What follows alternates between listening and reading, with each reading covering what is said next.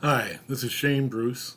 I am making a report for the Campbell County Commissioners workshop on the 9th of January 2023 for a to ask for a vote of no confidence on the medical examiner Dr. Elijah Cline.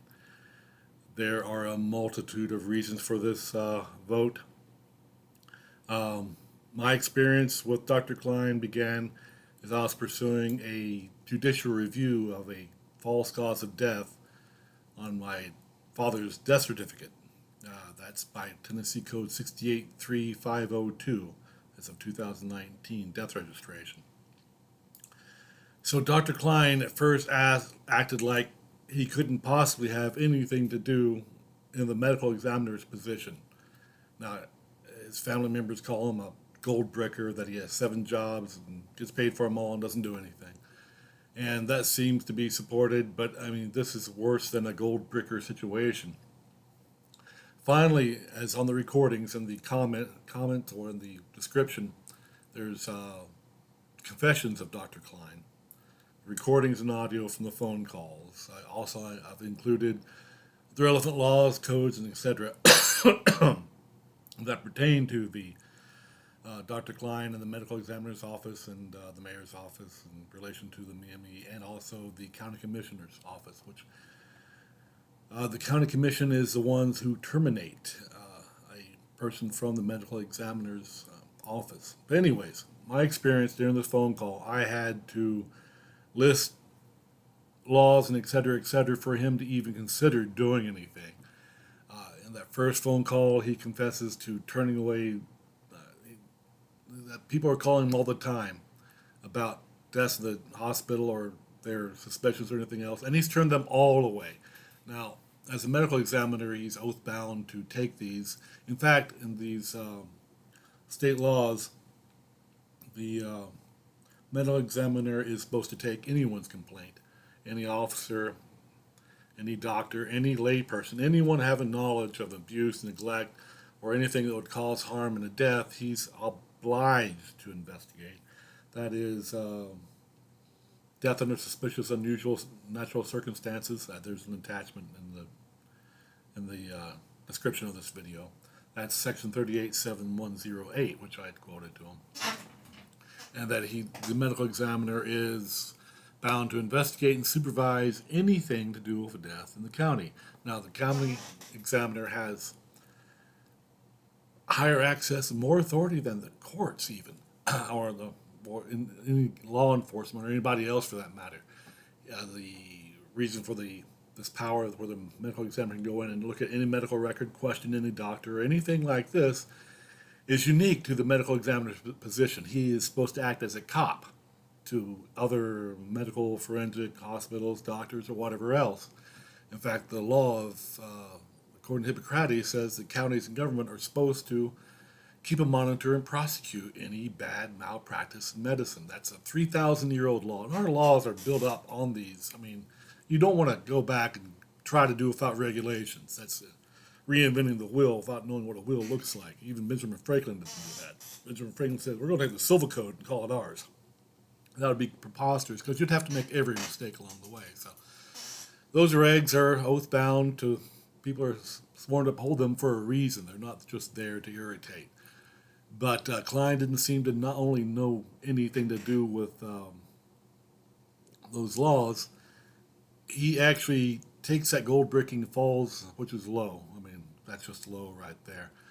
But he takes it to a depraved level of where he repeatedly says, in his opinion, that adverse drug reactions administered by a hospital or a medical facility or doctor are natural. He is deranged. We all know better than that. If someone gives somebody a drug and that person dies from that drug in some type of reaction, even if it's an allergy, that is not a natural death. That is a man-made circumstance. And Dr. Cline makes that division on the hospital property. If they're on this side of the hospital property, it's some junkies killing each other. But crossing that line of the hospital property, suddenly it's a natural thing. So he's Obviously, in collusion with the hospital, criminal collusion at this point, obstructing justice would be the thing, conspiracy after the fact to cover up a cause of death. It just goes on to a myriad of things that just are completely absurd and heinous. Cline's got to be out of there. I mean, that's just it. I mean, right away, as soon as possible, which means a committee meeting and hearing on it and vote. But the committee has the power to terminate the Dr. Cline from the medical examiner's office. And he goes on in that first recording call. Not only does he say the adverse reaction repeatedly, I made him repeat it several times because, I mean, that's just the most outrageous thing ever. He also says that opioids are good. He likes prescribing them. He's not been aware of, he's probably opioid peddling, might be taking himself. Who knows? Somebody saying that's something that crazy. And he didn't know he was being recorded, but he says it again later. I mean, it's just his stance. Apparently, that's his chant that people telling him to do his job or asking him to do his job. The other things he says was, it goes on and on. It's just really horrible to hear. Those audio recordings are an hour long, and I wouldn't put up snippets of them. Just listen to them in context. Make sure you know they're in context.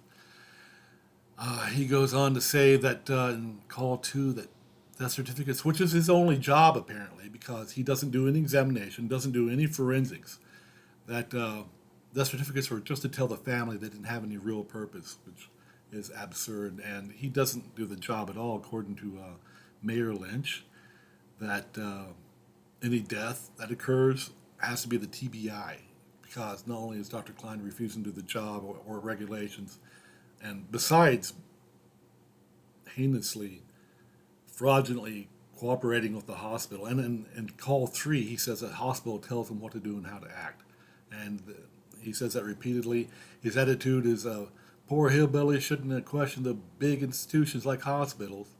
But no, to say that adverse reactions are natural is so diluted, and means, one, he's calling doctors gods, infallible in every way, which obviously even accidental death from or an allergic reaction is not going to be natural. Or 2, they're animals, and it's like a snake biting people.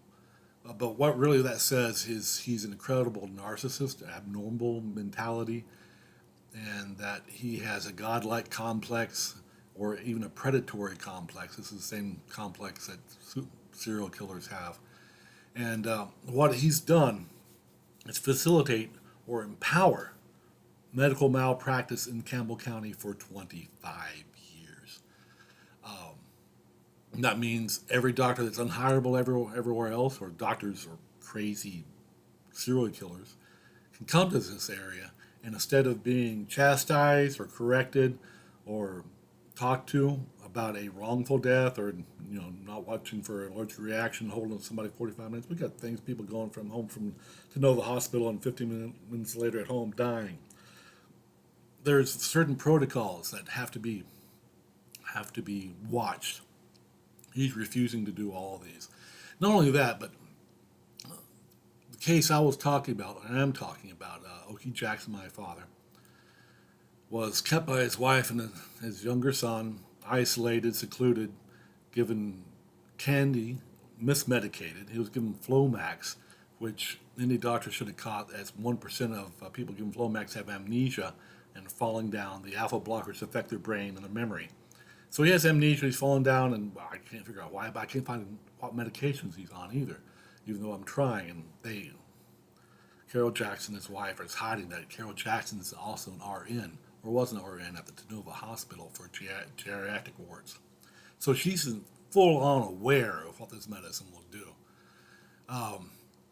Same as chronic abuse of diabetes. Okie Jackson gets admitted to the hospital as type 1, or he's type 2. The protocol says not to give him any sugar, but they give him a dextrose 60% solution IV into his arm every day, even though he's hyperglycemic, his blood sugars well in 200s every day. They administer it anyway and give him insulin. He's insulin resistant. That's also possibly caused by Flomax. The other ones we're pretty sure of it at 1%. Because he would be lucid at times, and then he'd go back out. And that coincides with the medication my mother was medicating him with. His wife, I don't see my mother Anyways, so every day those renal stats, which they take because this hospital is there to charge, and they're charged to do the procedure. They're charged to put in the IV, even though they're not supposed to, and the protocol actually tells them not to, unless he's showing a hypoglycemic, unless his blood sugar is so low that he needs it. They do it anyway because they're getting charged for it. They're getting charged for it, right? And so that's how they're banking up the money. And then Carol Jackson authorizes an opioid anesthetic for surgery, an unnecessary surgery, when Okie Jackson's already in a diabetic coma, unable to respond, is what's all in the notes. All the medical records are also in the description of this, and you can look it up. And so he dies. He essentially dies. He goes into renal failure, which is death, during that surgery. One of the doctors, Dr. Bischenhopper of the emergency room, tries to revive him, giving him Narcan for the opioid overdose, and trying to revive Okie Jackson back. He probably should have been put on dialysis, I think. But anyways, Carol Jackson comes in here and transfers him to UT, not on the thing of renal failure, which had just occurred at Tenova, but on the thing for further neurological exams, which the CT scans, which also I included in the notes in the description, show that Okie's brain was perfectly normal, but somehow she confuses and boondoggles and befuddles the doctors at UT. She says they can't figure it out, into saying that his death was from frontal lobe degeneration of the brain, which there's no indication of that. And we know absolutely rock solid, everybody agrees it's renal failure. Even Dr. Cline, even though hostile witness, hostile at the idea that it happened in the hospital, he's going to say he said renal failure too, several times, life support sent to UT. That's what we know. There's no indication of frontal lobe thing. So I'm like, of course we need to change this. Problem is, since it's in the hospital, Dr. Cline is deranged and saying, I got on recording it. Else I'd be like, what? That opioids, it's impossible for opioids to cause renal failure. I called them on that, and there's abundant research. Everybody knows that opioids can cause renal failure. Diabetics are afraid of opioids for that reason. And he tries to go through, and there's a medical journal also in the description that talks about acute kidney failure or acute kidney injury AKI, from opioids, most probably from hypotension, where his body function is slowed down so far they just stop. That's a thing. He should have been given a stimulant maybe if they could have got it in time, but his kidneys already taken a beating from months of years of purposeful abuse, where his blood sugar was kept high, and he was pretty much comatose by his RN wife from the psych ward. You got to realize people who work psych wards are not going to be that much different than the abnormal mentalities that flock to them. Nobody else could stand that kind of thing. But it's just, and she had problems before and had switched to psych from anything else, from cancer or other types of patients, emergency room. She was not good with patients. I think there was a couple of deaths back years and decades ago. Anyways, you wouldn't think she'd be able to hurt anybody in psych, but she got her own husband. And so that's an intentional death that I made Cline aware of.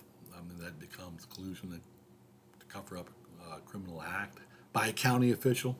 And he says he's done this for 25 years. Now, this opens the county to all kinds of litigation. That Cline, the county official, is covering up deaths. That means there's no limit on litigation. That since there is a person there trying to cover things up, and there's evidence of that, and confessions of it, that opens the county up to any medical malpractice, and for those 25 years, without limit on time, because who could have known that the county examiner himself would participate in covering up or refuse to investigate or actively argue nonsense when he knows better. It's not a trivial matter. This is a critical case that probably should be made an example of nationwide type thing. And but what Cline has done in 25 years, where the medical examiner directs any investigation, is he's crippled Campbell County. basically law enforcement's been castrated toward any kinds of investigation. According to Mayor uh, Lynch, that the TBI has to do any death investigation means all law enforcement has been shut down here for 25 years. They've not been able to investigate. They have no investigative skills. There's no mentor program showing, hey, this is what we do and this is how we do it, this is what we learn, where the medical examiner is supposed to even train these people and medical investigators.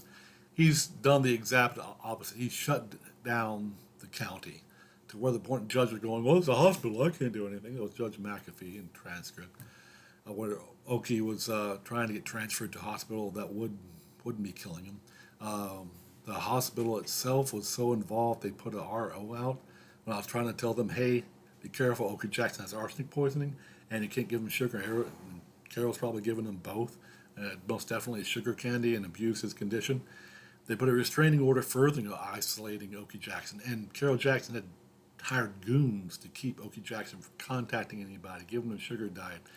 She had insurance for a health professional to be there, but no, she hired thugs, and just to scare away people and keep Oki Jackson down. And this was a long, premeditated, and acted out conspiracy to commit murder, by all accounts. Any legal person. I mean, the judge heard McAfee heard this. Said, "Go tell the DA."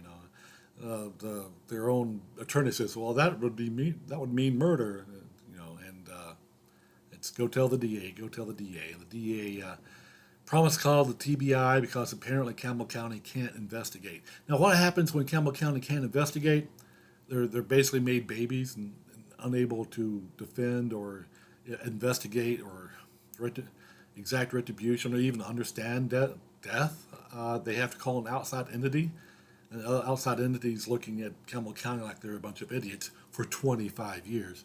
The TBI comes in. Of course, law enforcement and everybody else is going to be resentful, outside type thing, and then turn on themselves in the last place county, statistically crime-wise, where Dr. Elijah Cline is the center of a corruption, and he's probably infected many departments and many people in the county, where they dislike regs and say the state to go away, and he's saying all that, but he's got that conflict of working for the hospital telling him what to do, not the county, not the government. He's not following the regs. He's an oath breaker. And if you get an oath breaker to break legal oaths, if they're a doctor, they're going to break the medical oath. Who knows what is going on in Campbell County? There could be cults moved in by now. 25 years, good God, without unmonitored service. And I say I don't need monitoring, but I am one of these if you've been in the military, regs are high. If an officer starts going crazy, you can quote regs. And regs are those guidance. Those regs have been hammered out. The person knows the regs the most becomes top sergeant. He goes top. He becomes the master sergeant. He starts directing them in because he's the one there going, lieutenant, captain, whatever else. The regs say blah, blah, blah. And there's one in every group. There has to be, or it would just be anarchy and chaos. And that's what Dr. Elijah Cline, has committed here in the serious, serious malpractice of legal and medical. I mean, he has gone through, he tells acute kidney damage is something that happens over a period of time. Like, I don't understand the word acute means just suddenly, just recently, that one type thing. He goes through and tries to change words back and forth, like there's no such thing as overdose unless there's toxicity, but there's an overdose if there's an adverse reaction, such as hypotension. And it's just incredibly how bad that everything there is. Anyways, proof that's not frontal lobe damage, proof that it's renal failure, and Dr. Cline is obstructing that judicial review that's supposed to go to the state medical examiner to go through and change that cause of death. And cause of death is very important. The state medical examiner herself had gone through every death certificate of the last few years, making sure that COVID was spelled properly on it. That just doesn't say COVID, but it said something specific. It didn't say corona. It has to say COVID-19. And that's how important those are to a medical examiner's office. That's basically their function. And to just deny that. And he doesn't look at anything else other than I gave him. He just sloppy. But it's beyond sloppy, as I said. He actively misleads, lies, gives false information, refuses to do his job, basically your oath breaker. The Did I say CT scan showed his OQ is normal? Other than that, look at those notes. They'll take a while to read, and you can spend about a day. A layperson spend about a day to understand those labs showing renal failure, looking up what those things mean and how they interact. And basically, if you see those kind of values, they only show up in renal failure. I mean, that's why I know the doctors. When Dr. Cline agrees, anybody with taking the time to look at it would agree. But we got a hospital. We got a hospital that purposely gave procedures, unnecessary procedures that were causing harm. And if anybody had read those labs, they would have seen that. They would have seen, hey, there's something going on here. Every time we give him an IV of sugar, this man's kidneys start to go into further and further dysfunction for every day. They'd take him off and it'd rise back up. They'd put it back on and go back down. And I was there telling them he can't have sugar when they just started a tirade of insanity. So we got a bad hospital. So here's the thing, commissioners. The mayor gets to choose some type of medical examiner, and he has to be approved by the commissioners and a relevant board of physicians. But we can't choose from your local physicians, because if they were worth anything, they would have turned Cline in before now. I mean, somebody's saying that. Now, the whole thing about Tenova is they got doctors under in DAs, non-disclosure agreements, where they can't say anything or they'll be sued. So they're under incredible threat. That's not normal hospital practice. A good hospital will have speak out type things, speak up, signs on their walls saying if there's anything wrong with patient's treatment, please speak up now. We'll know we're wrong. At least we'll try to fix it. Tenova doesn't have that. They continue those medical treatments. They're sloppy. They don't follow up. They don't read anything, and apparently easily conduced into a conspiracy to both cover up and possibly to have killed Okie Jackson and, as we're saying, dozens and hundreds of other complainants here in Campbell County. That's just outrageous. So you can't choose a local doctor. I would choose, now the FBI hires doctors as agents, and these agents go around to the FBI, blah, blah, blah, doing this kind of forensic type thing, the actual experts in it. I imagine some of them might get tired of the FBI or be close to retiring and say, hey, we got this little lakeside community here in rural Campbell County, come relax, and which might work till they look up the statistics of the county and realize it's worse than possibly most ghettos, almost all ghettos in America, statistically wise, in education and everything else. 95% without a college education is crazy, people. And Jack Lynch being on the educational board, but he can't even read the regs of the office. That goes a long way to say that it's idiots. We can't go by spittle and word of mouth. We got to follow these regs. They're there for a very important reason, to keep people safe. I mean, if they didn't, these are thousands of years old regulations. These are the regulations built in civil code from Benjamin Franklin, the U.S. Code. If they weren't right, the people would vote, take the pitchforks and torches and burn down the castle and decapitate leaders. So they're like, hey, maybe we need a law protecting these people. And years of lobbying, mistakes being made, and trying to refine this out. The medical examiner is that cop that has to keep that control for the Hippocrates law to also monitor medical malpractice. Else, it is a perfect hiding place for serial killers and nasty people, or especially if they can charge as much as they want for stuff that's not needed, that's hurting people. So I would hire out of the state. The regulations say that in the interim, and Dr. Cline is worse than having no medical examiner at all. Cline is out. He just got to be that way. Having no medical examiner, adjacent county medical examiners can fill in for the month or two it takes to get one from FBI. Maybe the county doesn't need it. You just defund the entire position. It's better than what we got. Just defunding everything to do with investigations and death and detectives from the law enforcement and everything else. It's still going to be better than having Cline in that position. So Cline's out.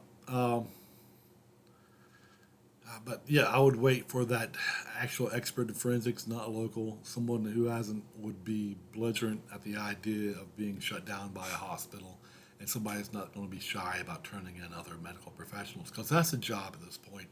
After 25 years of filthy wallowing, the place has to be cleaned out.